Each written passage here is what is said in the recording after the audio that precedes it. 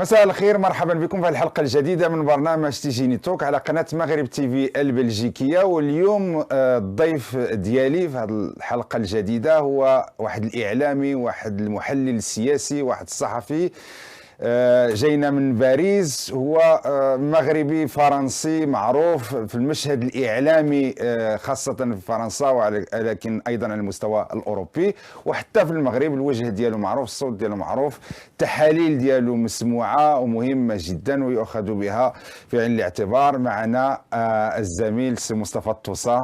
سي مصطفى، مرحبا بك. اهلا وسهلا سي تيجيني، ولي شرف كبير ان نكون ضيف عليك في هذه البرامج السياسيه ديالك المهمه واللي عندها وقع كبير في الجاليه المغربيه الموجوده في اوروبا، وكتتابعك وكتستمع لتحليلاتك القيمه. شكرا الشرف لينا، لان انت دابا يمكن غنقدمك غير هكا واحد الموجز صغير جدا، لان انت معروف. الوجه ديالك انت وجه، هذوك اللي كيقولوا وجه اعلامي معروف.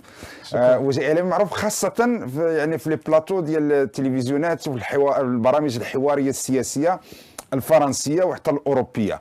يعني كنشاهدوك في فرونس 24، في ال سي، في بي اف ام، يعني في تي في 5، في قناه مونتي كارلو الدوليه. انت كنت من بين المؤسسين الاوائل ديال اذاعه فرنسا الدوليه في 88. نعم، تبارك الله. كيقولوا سان فو راجوني با، ولكن ومن بعد التحقت باذاعه مونتي كارلو الدوليه وتقلت فيها عده مناصب.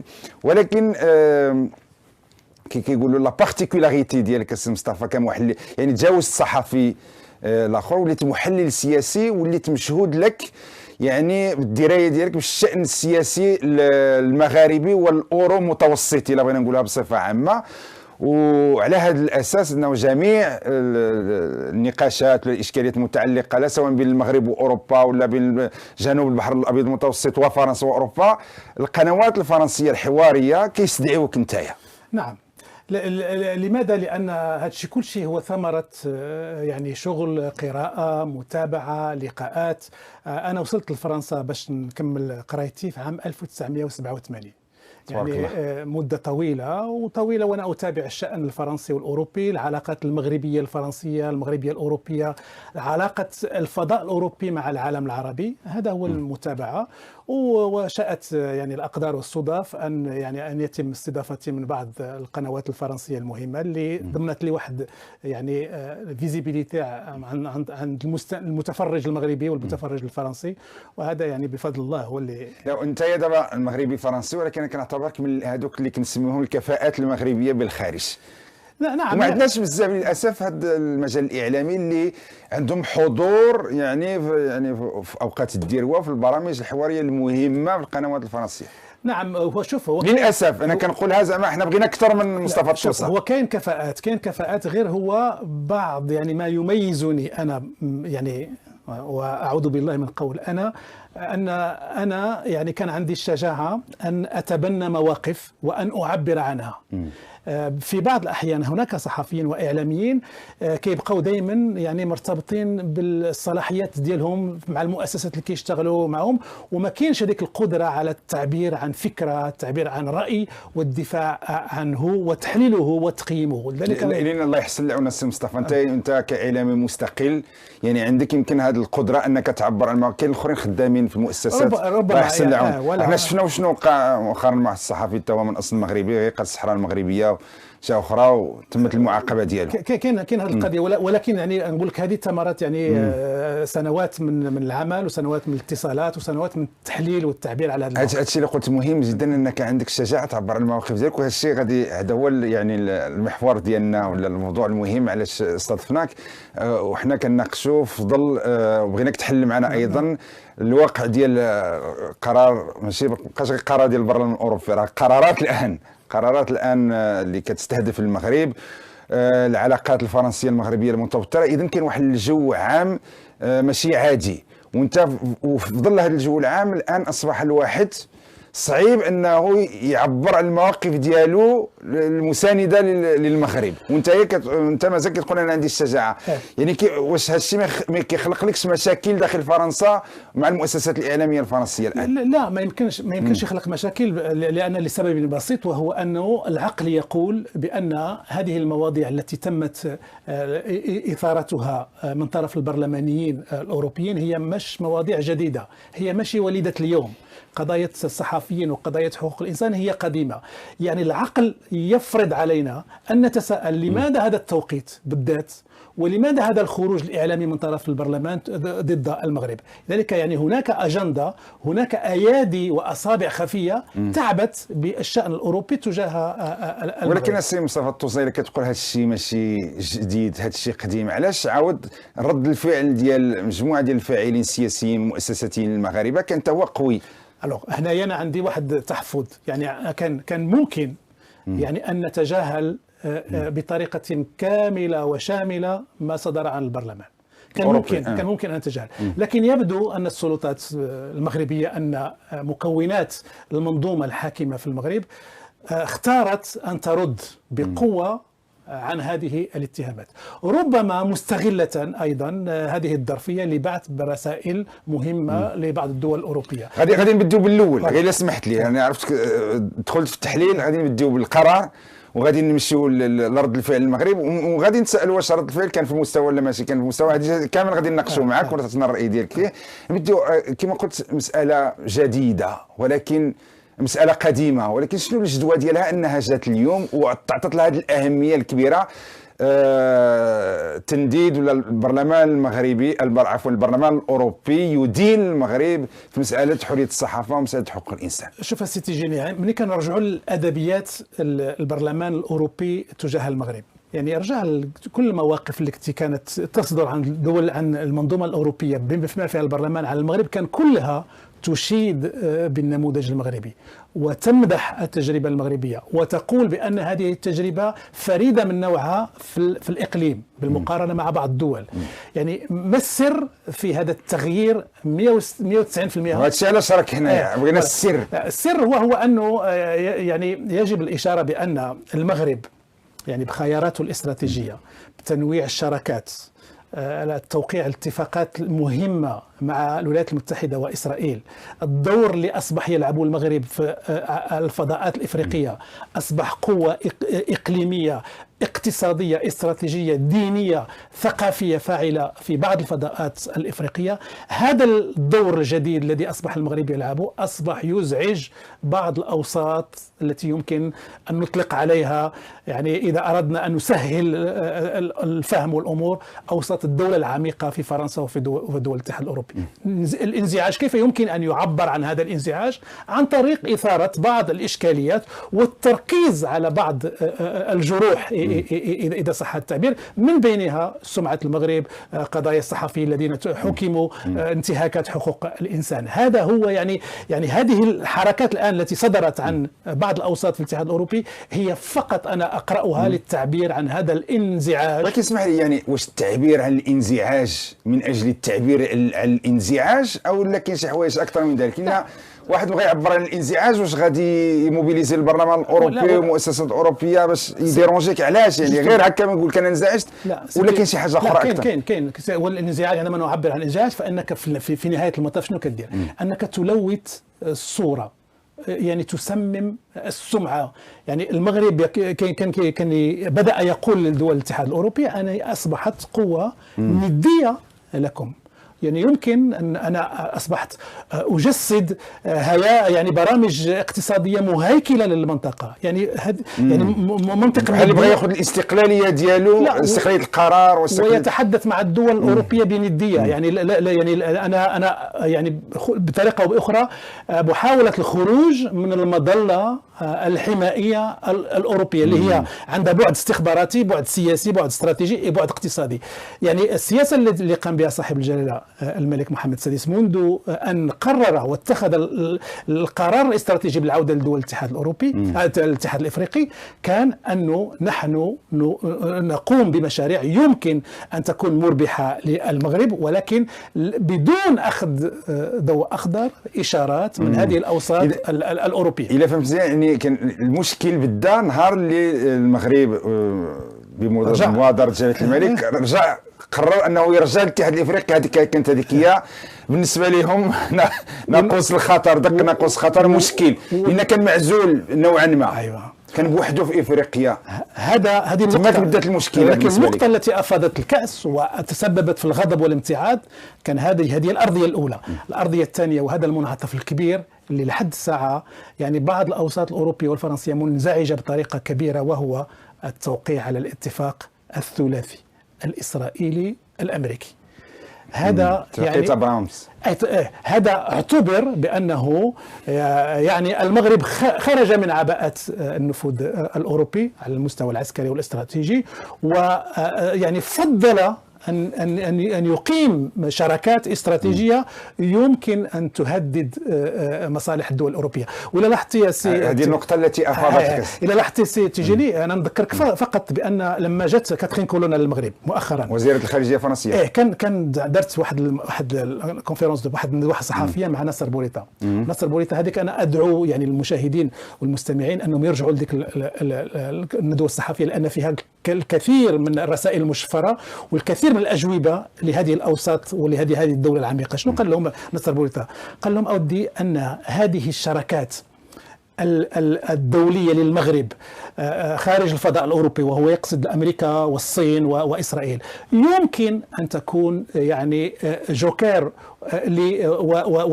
ويعني مربحة بالنسبة للشراكات بين المغرب وأوروبا. يعني ليست هناك منافسة أو انديكاب، يعني ما يمكنش تشوفها أنها خطأ. يعني نصر بوريطة وزير الخارجية المغربي كان مستحضر هذه التخوفات الأوروبية وهذه الهواجس اللي عندهم. يعني ما معناها لا تخافوا، بحال كيجاوبهم بواحد الطريقة غير مباشرة، يحاول أن يطمئنهم لا تخافوا، نحن وقعنا اتفاقات استراتيجية عسكرية مهمة مع الولايات المتحدة، الدول الكبرى ومع إسرائيل، ولكن لا تعتقدوا، لا يجب أن تعتقدوا بأن ذلك سيكون ضربة موجعة للاتفاقية الاستراتيجية التاريخية اللي بين فرنسا والمغرب والمغرب والاتحاد الأوروبي. بالنسبة لك نصر بوريطة أقنع الأوروبيين ولا؟ أنا أعتقد بأنه وصل الرسالة وأقنع الأوروبيين. هل اقتنعوا أم لا؟ هو حاول يوصل الرسالة، وأنا القضية أن نصر بوريطة كشف بدون يعني عن قصد أو عن غير قصد بأن المخاوف الأوروبية كانت على هذا المستوى. يعني هو بحال يطرح المشكل، يعني هو بحال يقول لهم راه فاهمين وانما كاين مشكل. وجات قضيه بيغاسوس، هذه بيغاسوس راح تجسد، هي بيغاسوس يعني بيغاسوس جات قبل البرلمان الاوروبي. بيغاسوس هما كيستعملوا قضيه بيغاسوس، حتى في البرلمان الاوروبي كيستعملوا قضيه بيغاسوس والاتهامات. هي هذه تجسد خروج بالنسبه لهم المغرب من عباءات دول الاتحاد الاوروبي. يعني هو قضيه تجسس، عندما تتجسس الدول على بعضها. يعني الولايات المتحده تتجسس على فرنسا، تتجسس على المانيا، ويعني هناك وثائق تبين بان الاستخبارات الامريكيه كانت اعتراف باراك اوباما، يعني هذه شيء طبيعي بالنسبه للدول الكبرى التي تريد ان يكون لها نفوذ في المنطقه. كاين واحد اللي يقول لك دابا الى نفترض جدلا كاع المغرب تجسس، فهذا راه كيبين بان ما راه حتى هو دوله عندها امكانيات ومن حقها لنا حتى هو عارف بان ما كيتجسسوا عليه بحال بيناتنا. واش فرنسا ما كتجسسش على المغرب؟ طبعا كاين في دول اخرى اوروبيه من صديقه. وشوفوا طبيعي لان عندك استخبارات فيهم كتضخ فيهم ملايين الدولارات، شنو غيبقاو يديروا؟ غيبقاو يتفرجوا في التلفزيون؟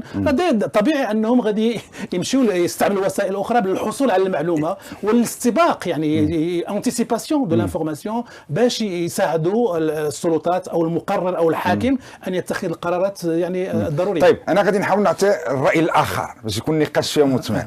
الراي الاخر كيقول لك زعما بزاف على هذا الانزعاج، زعما كاع نفترض فرنسا ما راضياش على المغرب، واش فرنسا غتقدر تعبئ 300 ولا 400 برلماني اوروبي من مختلف الجنسيات من مختلف الاتجاهات السياسيه باش يضربوا المغرب؟ ماشي بزاف على فرنسا بزاف، ولكن خصك تقول عاوتاني، خصنا نعترفوا بان هذا الشيء جاء ايضا في واحد الظرف. تعرف هذيك القضيه قطر جيت وماروكو جيت. ايوه كيقول لك هو المغرب هو مشى كيرشي برلمانيين اوروبيين وكذا، وهذا ضرب الديمقراطيه الاوروبيه. يعني انا اعتبر بان رده فعل البرلمانيين الاوروبيين وهو محاوله ايضا غسل الذات من شبهات الفساد. يعني مستغلوا هذه المناسبه باش يبينوا بان هناك يعني بعض الشخصيات المرشيه، ولكن الجسم الاوروبي، البرلمان الاوروبي هو نظيف ويعني يحارب الفساد، واستغلوا يضحوا بالمغرب، ضحوا بهذه العلاقه واستعملوها في عمليه تواصليه. يعني هي القضيه عمليه تواصليه، انهم يريدون ان يبعثوا للراي العام الاوروبي بانه صحيح ان هناك ناس كياخذوا الرشوه، ولكن الغالبيه لا تاخذ الرشوه. والدليل على ذلك انها تصوت على قرار يدين قطر ويدين المغرب في هذا الاطار. وكاين واحد السؤال عاود طرحوه بعض الاوروبيين، كيقول لك مثلا لنفترض كاع كان هذا المشكل ديال ارشاء واحد البرلماني اوروبي ولا شوش، لنفترض، ولكن راه مع فطور يعني البحث ماشي حتى في المحاكمه هذيك لا بريزومبسيون دينوسونس، يعني انسان بريء حتى تثبت ادانته، ما خداوهاش بعين الاعتبار، يعني خداوها بحال ارجون كونتون. بينما هذاك السيد قالت لهم النيابه العامه بينما عندنا عليه اتهامات بينما ارشاد المغرب، صافي خداوها وكانها حقيقه مطلقه. يعني ما تسناو محاكمه، ما قالوا بينما يمكن السيد يكون بريء. يعني هذا يعطينا فكره على اسباب التسرع. هناك تسرع في إدانة المغرب بطريقة، ولا انت حكيت على بريزومبسيون دينوسونس، هما داروا بريزومبسيون دو كولبابيليتي انطلاقا من ان اسمك جاء في واحد اسمك المغرب، اسم المغرب جاء في واحد الفضيحه انه هو او السيتيجينيه، هو القضيه بدات مع قطر وانتهت مع المغرب. يعني ما بقاش حتى واحد بقى كيحكي على قطر ولا كل شيء كيركز على المغرب. علاش؟ هذا هو السؤال اللي بغيت نسال. وهذا ولهذه الاسباب اللي حكينا عليها. اريد قبل ما تجاوبني علاش، وهذا سؤال طرحه ايضا برلمانيين مغاربه ومتابعين للشان العام هنا، كيقول لك مثلا كاين دول اخرى اكثر ديكتاتوريه وهمجيه من المغرب وتخرق حقوق الانسان ليلا نهارا جهارا الى اخره. ناخذ مثال الجزائر، دول اخرى الاتحاد الاوروبي ما كيهضرش، البرلمان الاوروبي ما كيهضرش عليها. يعني علاش هذا المغرب؟ هذا هو السؤال. شوف سيتي جيري، انت عايش في بروكسل وكتعرف يعني سياسه ما ياكل البرلمانيين. هل يعقل انك تمشي عند برلماني وتلقى مليون ديال اليورو محطوطه في البيت ديالو؟ يعني هذه الدبلوماسيه المغربيه ما عندهاش طرق اخرى للاقناع الا عن طريق واش كيعطيو الفلوس اللي كاين دابا؟ يمكن كاين طرق اخرى. فوالا حتى الا بغات تقنع ولا بغات تجيب البرلمانيين، واش غتجيب لهم الاكياس ديال الكاش وتحطهم عند والكاش كيدير يدخلوا، يعني كيدير يخرجوا من المغرب ويدخلوا مثلا لاوروبا؟ يعني واش ما كاين جمارك، ما كاين مراقبه المطارات الاوروبيه؟ انا فاش هذه القضيه فكروني في افلام المافيا ديال لي ناركو ترافيكو اللي كيجيبوا لي دروغ. وهذا يعني هذا هو اللي يعني ما تقوليش فيها سياسه ولا فيها محاوله تاثير. يعني كاين طريقه اللوبينغ. شوف سياسه اللوبينغ وسياسه انا نحاول نستقطبك وناثر عليك، هذه جاري بها العمل في كل هذه عاديه غير منظمه، عاديه. في الولايات المتحده هناك يعني شركات متخصصه في اللوبينغ، في جماعه الضغط، كتعطيهم الفلوس وكيمشيو كتقول لك انا بغيت هذا القرار يصوت عليه مثلا الكونغرس الامريكي، هكا ما حاسين ما خايفين. وحتى الجزائر مثلا مؤخرا كانت مشات لواشنطن وضخت ملايين الدولارات باش تحاول تغير الموقف الامريكي وتغير الموقف الكونغرس الامريكي من قضيه. طيب جاوبني على السؤال الذي حيرني وحير الجميع، علاش هاد لا فوكاليزاسيون على المغرب؟ واش يعني فيه شي حاجه هذا المغرب، ولا عنده شي حاجه اللي كتخلي كل شيء كيهضر على المغرب؟ شوف المغرب انا كيبان لي ان السبب الاساسي والرئيسي اللي كيشرح هذا التركيز، وهو ان الخيارات الاستراتيجيه ديال المغرب ولات ينظر اليها من هذه الاطراف على انها اصبحت منافسه مهدده للمصالح. وكما تيقولوا المغرب كبر راسو الفو لو كاسي. هذه هي الطريقه باش نكونوا عاوتاني متفقين، يعني باش ما نعطيوش لهذه الاوضاع يعني اكثر من حجمها. يعني هذه الان لحد الساعه راه احنا على مستوى التواصل، على مستوى الاعلام، وعلى مستوى الرمز. يعني ما كاينش شي قرار ديال الاتحاد الاوروبي ترجم من خلال هذا ما كاينش انعكاسات عمليه سلبيه على المغرب نهائيا. هذا موقف ديال البرلمانيين. انت الا لاحظتي تذكر شنو قال السفير ديال فرنسا في باريس في الرباط. ما عندناش مشكل مع المغرب. قال هاد سكو لو بارلمون اوروبيان ا في نونجاج با لو غوفرنمون فرونسي اي راه نونجاج با اوسي لي زوتر غوفرنمون ديال وحتى يعني لا كوميسيون اوروبيان الجهاز التنفيذي ديال الاتحاد الاوروبي. الوغ هنايا سي تيجيني هنا كنطرحوا السيناريو ماذا لو تجاهل المغرب هذه التوصيه. واخا يلاه هذا دابا شوف مزيان هضرنا على اخر غادي نهضروا شويه علينا. ماذا لو علاش مثلا ما تجاهلناش هذا القرار؟ لان كما قلت يعني قرار سياسي بحال شنو المشكل؟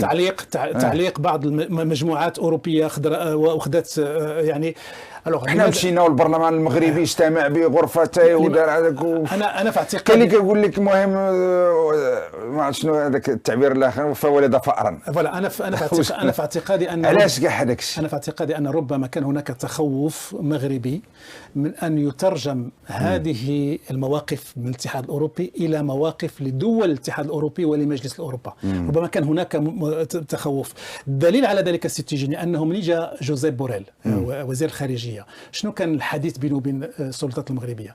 انه هو المطلب المغربي كان انه يجب هناك شراكه استراتيجيه مهمه بين المغرب والاتحاد الاوروبي، يجب العمل على تحصينها. il faut la protéger, il faut la sanctuariser. يعني سانكتواريزي انك يعني ما يكونش هناك تاثير على مجموعات ضغط في البرلمان على قرار وخيارات الاتحاد الاوروبي. ولحد الساعه يعني عندما نقرا المواقف الرسميه لدول الاتحاد الاوروبي ما كاينش هناك تاثير. شنو كاين تاثير الان؟ كاين تشويه السمعه، كاين تلويث في الاعلام. نقولوا الاعلام الاوروبي ما خدام يعني غادي ضد المغرب. استغل هذه القضيه. حتى الاعلام الجزائري استغل هذه القضيه، يعني استغل القضيه هذه الاتهامات انهم هذا المغرب اصبح من البلدان التي ترشي، البلدان التي تستعمل وسائل غير الطبيعيه. هو يلصقوا هذيك التيكيتات ديال ايتا فويو، ايتا كوريبتور. ايتا فويو هو التهمه اللي على الجزائر الان. حنا بغاو يلصقوا لنا يعني هذيك التهمه اللي كانت شي وحده بحال على الاقل باش ما يبقاش غير الجزائر بوحدها. لا ايتا كوريبتور باش يقول لك بان اي موقف اتخذه المغرب الا كان هناك دافع يعني مشكوك فيه. حتى اصدقاء المغرب مثلا داخل البرلمان الاوروبي، اذا كان واحد السيد سميتو تيري مارياني ياخذ مواقف كثير مدافعه على المغرب، ولكن هذاك محسوب على اليمين المتطرف راه مشكله عاود حتى واخا يهضر في البرلمان الاوروبي راه محسوب على اليمين المتطرف ديال مارين لو بان كي غادي دير، وكاين اصوات اخرى ما نسمعوهاش. هذا غادي نولوا المشكل. علاش الان في ظل هذا الشيء البرلمان الاوروبي استغلوا هذا الوضع؟ دابا كيستضيفوا جميع المعارضين ولا اللي بغاو يصفوا الحسابات مع المغرب. كاين انفصاليين كيجيو الاخر، يوتيوبرز ضد المغرب معروفين هما ولاو كيدخلوا الاتحاد الاوروبي. فينا هما اصدقاء المغرب؟ ايوا هذا السؤال السيتيجيني كيطرح بحده، لان هنايا كيبين لك واش حنا كانت عندنا سياسه لوبيين حقيقيه، واش استعملنا قنوات النفوذ، واش كان هناك علاقات جديه مع مغاربه العالم، مع اصدقاء المغرب، ولا كان كله سراب وكله خوا في خوا كما تيقول التعبير. يعني هذه مناسبه نوقفوا مع ذواتنا ونطرحوا تساؤلات لان رب ضاره نافعه. نقول لك انا واحد القضيه على فرنسا مثلا. انا فرنسا اللي كنعيش فيها، ربما بلجيكا ما نقدرش نهضر عليها بالطريقه اللي انا. فرنسا اللي كنعيش فيها كان هناك تعويل ورهان على قنوات النفوذ والتواصل مع السلطات الفرنسية. الآن أكل عليه الدهر ونام، يعني برافو السي مصطفى. دابا غادي نطرح لك السؤال، فينا هما هذوك اللي كانوا يطبلوا لهم يقول لك اصدقاء المغرب الفرنسيين كانوا يظلوا هنايا يعني كنكبروا بهم. فينا هما دابا؟ ما سمعناهمش، ما سمعنا حتى شي واحد من هاد الاصدقاء المغرب الفرنسيين قال كلمه واحده في حق المغرب. هو سي تيجيني الفو ريكونيتر واحد لا شوز مهمه، وهو انه مع مجيء ماكرون الى القصر الإليزي الى الحكم، هناك جيل جديد دخل السياسة ودخل الدبلوماسية.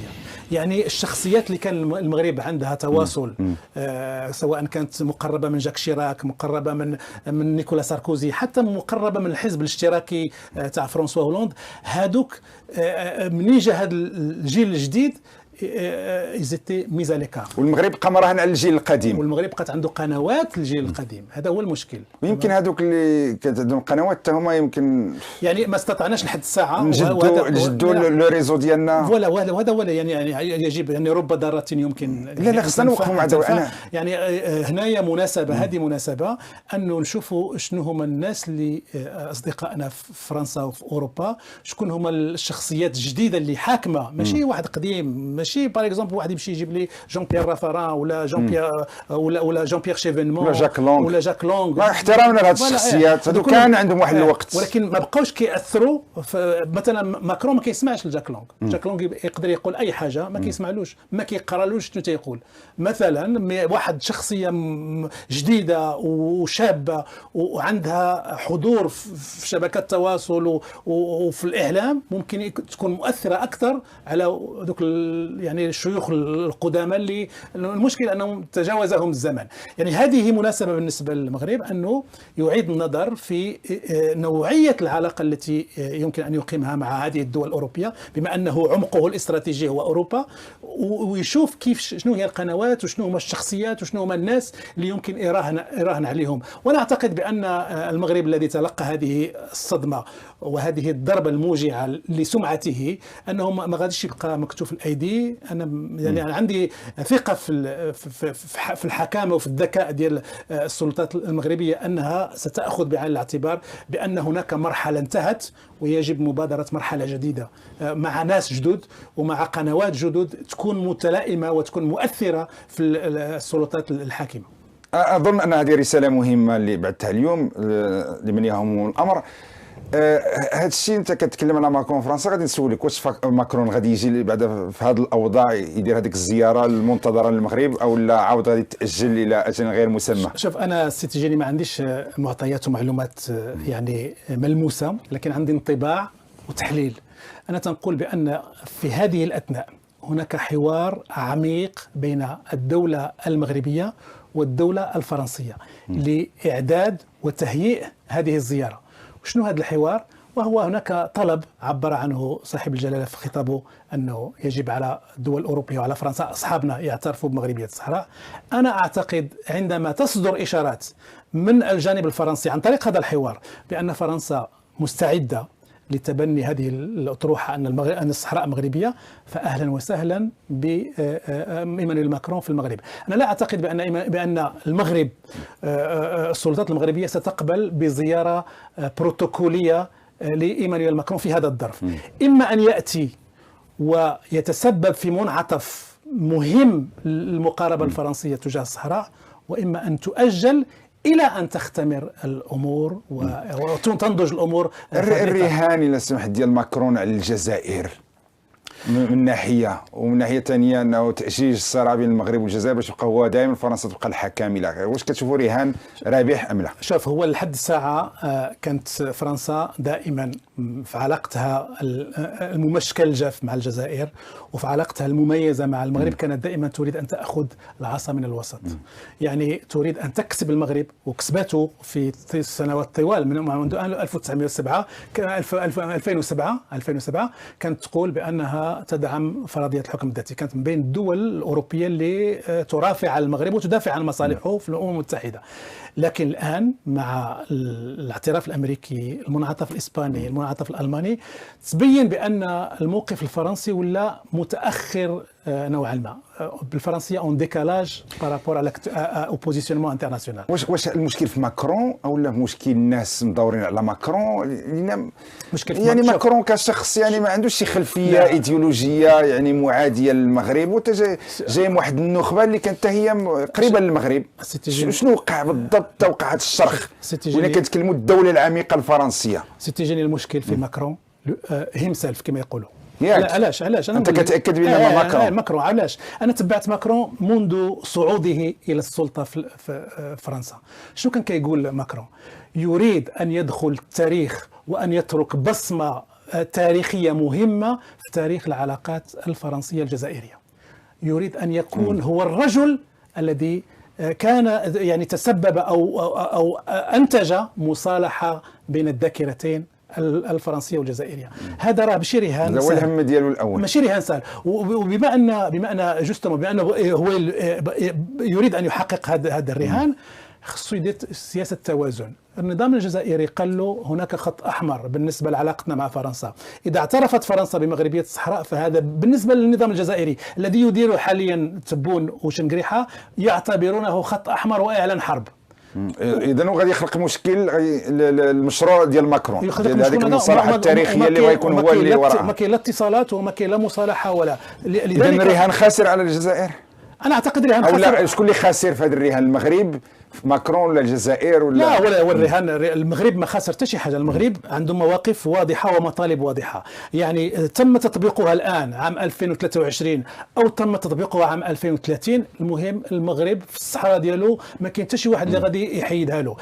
كيبقى فرنسا شنو هو المصالح ديالك؟ واش باغيه تكون كدوله يعني مع وخصوصا ان النظام الجزائري الذي يراهن عليه ايمانويل ماكرون هو غادي الى الزوال. يعني ما تنساش بان الطبقه الحاكمه في الجزائر راها كلها فايته تقريبا 80 عام.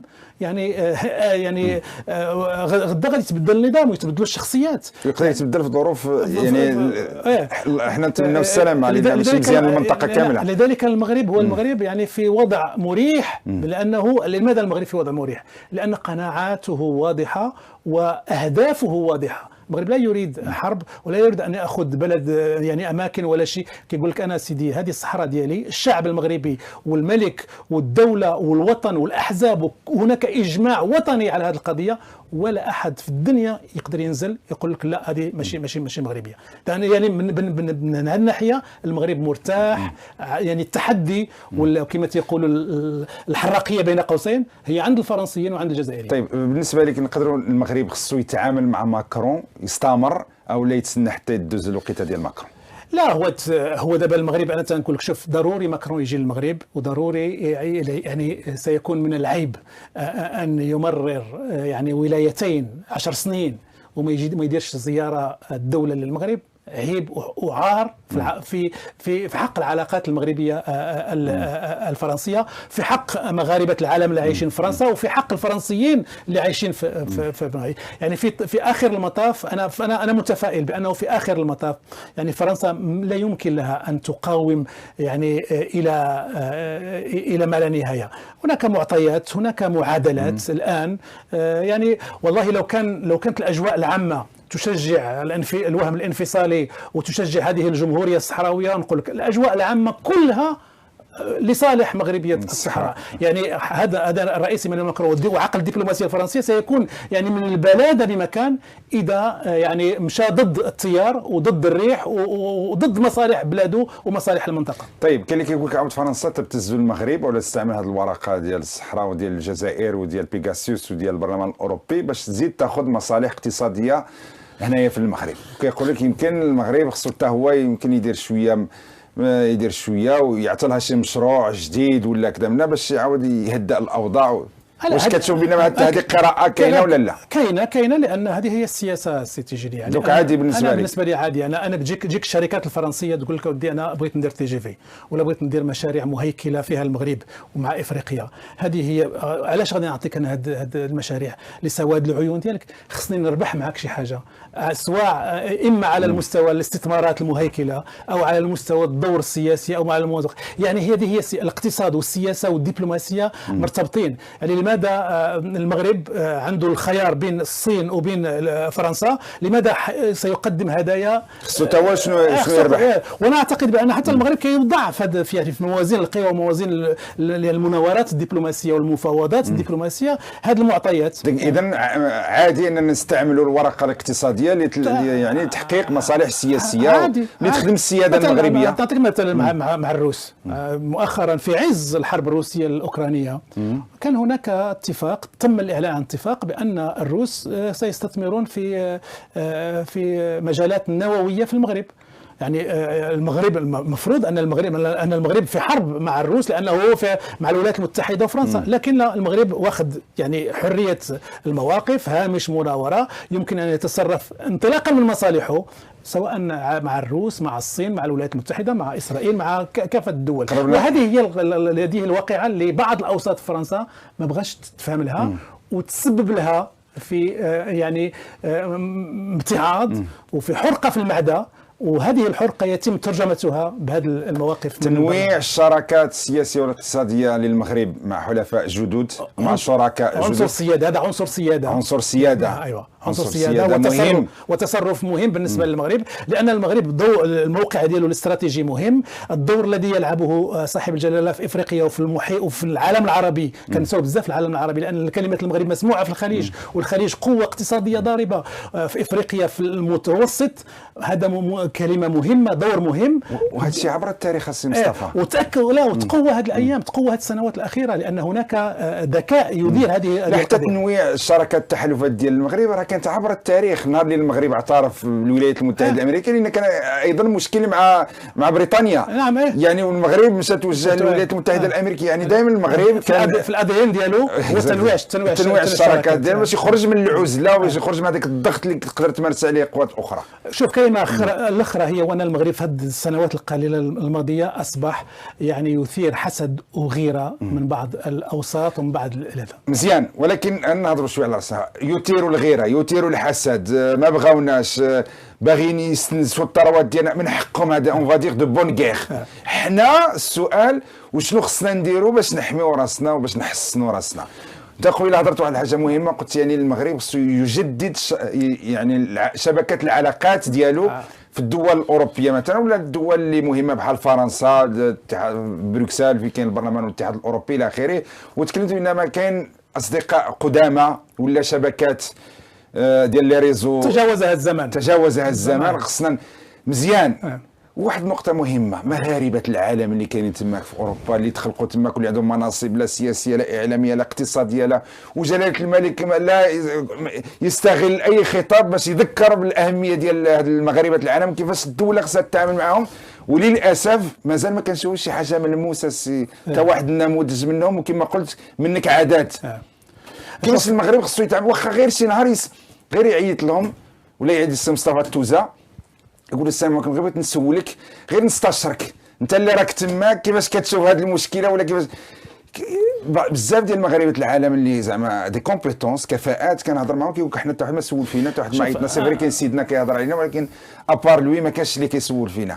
واش هاد المغاربه العالم ما كنعترفوش بهم لان كاين العقده، لان كاين شي مغاربه مسؤولين بين قوسين سيدي ماشي بزاف، اقليه عندهم العقده ديال الاجنبي. الى جا ميشيل يفضلوا على ولد بلادو، ولد مغاربه العالم، واخا يكون الرئيس التنفيذي ديال ما عرفت شكون اللي يكون تماك. كاينه ولا ما كاينش؟ اسمح لي انا تجرأت شويه. كاينه وانا نعاود لك واحد ماشي نكته، من هذه وقعات واحد في وقت من الاوقات كنت انا يعني مطالب بعض الاشياء، بعض المساعدات، بعض يعني الدعم. كان عندي واحد المشروع قديم، وقال لي واحد السيد، قال لي انت لو كانت سميتك شارل ولا ميشيل كنت ما تحتاجش لهذا، ما تواجه هذه الصعوبات كلها. هذه العقده ديال الاجنبي كاينه موجوده، وهذه هي من بين الاسباب اللي كتخلي العلاقه بين السلطات ومغاربه العالم يعني مسمومه، وفيها كمين، وفيها توتر، وفيها سوء تفاهم. يعني احنا مغاربه، احنا المغاربه، انا فخور بان لما المغرب والمغاربه والوزراء والاعلاميين والمثقفين يحققوا انجازات في بعض الاوساط هنا في المغرب، ماشي فخورين بان المغاربه يحققوا انجازات برا. هذا هو لسوء الحظ. كاين هذا الواقع، وهو الذي يعني يعيق مثل هذا. نعطيك مثلا، انا يعني وهذا ما كناش بغينا نهضروا عليه، ولكن مهم. انا مثلا اعطيك الكفاءات الاعلاميه مثلا. خلينا في المجال الاعلامي. شكون اللي يجمع هذه الكفاءات الاعلاميه؟ وحنا كنا اجتمعنا مرات عديده وحكينا في دي كولوك ودي سيمينار ودي زيدي، وما كاينش ان سويفي. علاش ما كاينش سويفي؟ علاش ما كاينش واش كاينه رغبه باش يكون لو سويفي؟ المشكل انا عند السلطات كيقول كاينه رغبه لان كيتصلوا بك ولكن على المستوى الملموس بدل غير تشكيل قوه ضغط اعلاميه. تعرف بان المغاربه الصحفيين المغاربه كيشتغلوا في جميع القنوات العالميه سواء كانت عربيه او غير عربيه. شكون كيعرفهم؟ شكون اللي جامعهم؟ شكون اللي كيحكي معاهم؟ شكون اللي كينسق معاهم؟ يسولهم يستشر غير بغيت نستشرك. السلام عليكم، عندنا مشكل مثلا مع ديك القناه، واش غير نصحنا. بينما نعطيك ليكزومبل. خلونا ناخذوا النموذج بتاع جيراننا واشقائنا الجزائريين. بالرغم من انهم يعني عندهم داكشي تري ليميتي عادي، كاين جميع المناسبات تتاح لكي يتم جمع هذه الكفاءات الجزائرية التي تشتغل ويتم تجنيدها وإعطائها تحميسها وتشجيعها. دائما انا عندي اصدقاء جزائريين صحفيين تيقولوا لي دائما عندهم لقاءات في الجزائر، دائما عندهم اتصالات مع المسؤولين. هذا هو شنو سميتو اللوبيينغ. ولكن ما سميتوش ميشيل، خص يجي ميشيل. الا قالها ميشيل هي هنا نخرج من هذا، ولكن غنربطوها بالسياسه لانها مهمه جدا. هو وقعنا مشكل مع بيغاسيوس، البرلمان الاوروبي، ماروكو قايت وقطر قايت كما قالوا. هذا الشيء خلى واحد الهجمه اعلاميه شرسه في اوروبا ضد المغرب. مزيان، حنا هنا الاعلام ديالنا اللي عندنا في المغرب حاول يرد في النظر ديالك، والصوت ديالو خرج، قدر يوصل لاوروبا؟ لا، قدر يخرج من الحدود المغربيه ولا بقى غير في المغرب؟ شوف، الى غترد باللغه العربيه وبالدارجه واخا بالفرنسي كان موقع بالفرنسي. خلينا نقول لك واحد القضيه. شوف، مع هاد الناس انا مع هاد الناس، وهذا هو يعني هذا هو الاستراتيجيه الجديده اللي ممكن الواحد يتصل بها. الى غترد في مواقع التواصل الاجتماعي باللغه العربيه وبالدارجه اللي غادي يستهلكوك غير المغاربه وبعض العرب، هذاك ما عنده حتى شي معنى.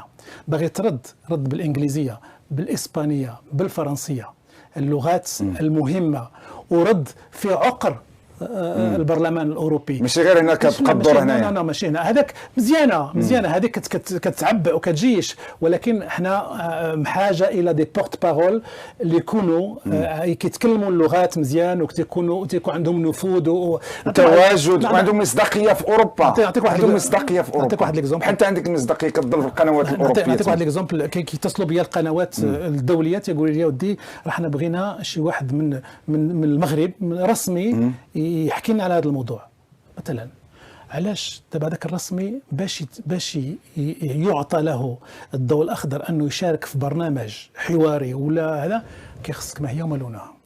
يعني هو ما باغيش ذاك الرسمي. كاينين موجودين غير المشاكل. انا واش داني لهذا الشيء؟ كيقول الكفاءات موجودين، ولكن كيتسنى يكون هناك ضوء اخضر، يكون هناك ان باريناج، ان بارابلوي. لان وهذه الاشكاليه تجينا راه ماشي جديده، راه قديمه. دائما حنا السلطات المغربيه دائما ما كانش عندها من يتكلم باسمها ومن يشرح سياستها ومن يدافع بطريقه تكون عنده الكفاءه وهذا على الخط الخيارات اللي اخترتها.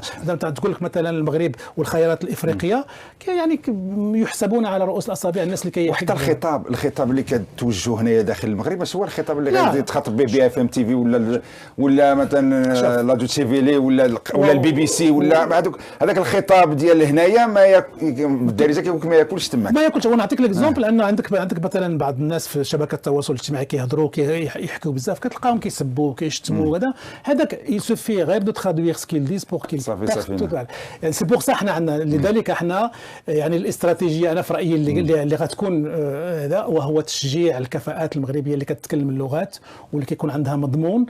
يعني شوف مضمون يناسب الوضع السياسي والسوسيولوجي الاوروبي ولا الغربي بصفه عامه. نعطيك ليكزومبل انجلو ساكسون، لي زاميريكان ولي بريطانيك عندهم ناس كيحكيو. طلب اي واحد الان في الاداره البريطانيه قول له بغيت معرب يحكي لي بهذه الطريقه هذه، يجيك مراه ولا راجل كيطرطق العربيه، اللغه العربيه فصحى. نفس الشيء الامريكان، نفس الشيء. علاش حنا عندنا ما عندناش هذه القدره على التواصل وعلى المرافعه وعلى الدفاع وعلى الشرح؟ نهار بعد وزاره الخارجيه تبقى تريكروتي المستشارين الاعلاميين في السفارات من الدول ولاد المغاربه ولاد تماك اللي عندهم يعني دبلوم في الاعلام في هذيك الدوله ويميتريزي اللغه ديال هذيك الدوله ويعرف الشبكات الاجتماعيه والسياسيه ديال هذيك الدوله، غتكون ديجا واحد الفائده كبيره. حنا كيصيفطوا منا هنايا مستشار اعلامي يخدم في الدنمارك، ما يعرف لا دنماركيه لا دنماركيين لا يمشي لانه موظف ديال وزاره الخارجيه. كيبغي تزيد معاه بالاضافه السيتيجيني ماشي غير اللغه. وانا بوزوان نقول لك الفرنساويه باش تكون واضحه، وانا بوزوان دون اغريسيفيتي ميدياتيك. احنا ما نبقاش حشمانين وساكتين وعندك راعي نقول شي حاجه يقول عندنا، خصنا ناس تكون كومبيتون واغريسيف سور لو بلان ميدياتيك، انها تهضر يعني تهضر بمصداقيه. يعني لما نكون جدي اغريسيف ماشي تضرب الناس، مي تكون عندها قدره على الاقناع. موجودين il suffit de les entre guillemets de les embrigader dans un تكون انت في الخطابه وحتى من ناحيه المضمون، لان ما تبغاش تمشي تسب. ما هذه هي السياسه، ولا تعطي لهم هذيك التهم المجانيه اللي كما هنا فهمت. شوف السياسه والدبلوماسيه كاين حوار تحت الموقيت كما تيقولوا في قنوات سريه، وكاين المرافعه الاعلاميه والدبلوماسيه من تحتها كما قال وهبي. المرافعه الدبلوماسيه هي المهمه واللي هي محتاجين لها في الدار، لان كاين هجوم كبير على المغرب اعلامي. والجواب شنو هو؟ يعني ما نقولوش انه كان في المستوى، يعني ممكن يكون احسن لو تم اللجوء الى كفاءات والى خطط واستراتيجيه اخرى. شكرا سي مصطفى الطوزا، كنشكرك على ان اغتنمنا الفرصه ديالك واستضفناك، ونتمناو اننا نشوفوك يعني دائما متالق، ودائما انا كنفرح ملي كنشوفك والله العظيم في برامج حواريه ديال يعني من الطراز الرفيع ومن الدرجه الاولى. يعني هذاك الشيء يثلج الصدر، وخصنا نشوفوا بحالك في قنوات اخرى، باش ما نقولوش خصنا غير مصطفى الطوسا، خصنا نشوفوا وكاينين للاسف. ولكن وبها غادي نختم، يعني اعطتني فرصه انني وحنا اولاد مغاربه العالم اننا ندافعوا على مغاربه العالم، لان جلاله الملك كيدافع عليهم وكيهضر عليهم. ولكن للاسف الحكومه ما كتفعلش هذوك التوصيات. انا كنشوفوا بانه كاين مغاربه العالم قادرين يعطيو السي مصطفى الطوزا، ولكن هما كيقول لك سيغتامون كيقول لك حنا حتى واحد ما مسوق لنا. كنمشيو نهضروا معاهم في المغرب بحال اللي كنسعاو عليهم، يعني كيعاملوك بواحد الطريقه وكانك سعاي. يعني وانت كتجي تقول لهم انا بغيت ندافع على المغرب، وهما يعني في مناصب مريحه ما مسوقش. وكان راني هنا في المغرب للاسف، ولكن بلادنا ما بغيناهاش تادي الثمن، ما بغيناش تادي الثمن. نتمناو نخلي لك الكلمه الاخيره. والله انا سعيد بهذا اللقاء، وانا تيجيني انا كنتابعك من زمان، ملي كنت غير في بروكسل، والله والمواقف ديالك والبرامج اللي كنت كدير في لا سينيغتي كانت مهمه ايضا. كانت برامج بحال هذه البرامج كانت حواريه، كانت زوينه، يعني كانت يعني تثير اشكاليات باسلوب اخر غير لغه الخشب وغير يعني الكلام اللي لا ينفع ولا يضر. وانا سعيد انني تلاقيتك في هذا البرنامج. شكرا. الوغ انا بدوري كنشكر السي مصطفى الطوزا، وكنشكركم انتم المتتبعين والمتتبعات والمشاهدين والمشاهدات في هذا البرنامج تيجيني توك على قناه مغرب تيفي البلجيكيه. ونتمنى نشوفكم في برنامج اخر. الى ذلك الحين اقول لكم الى اللقاء.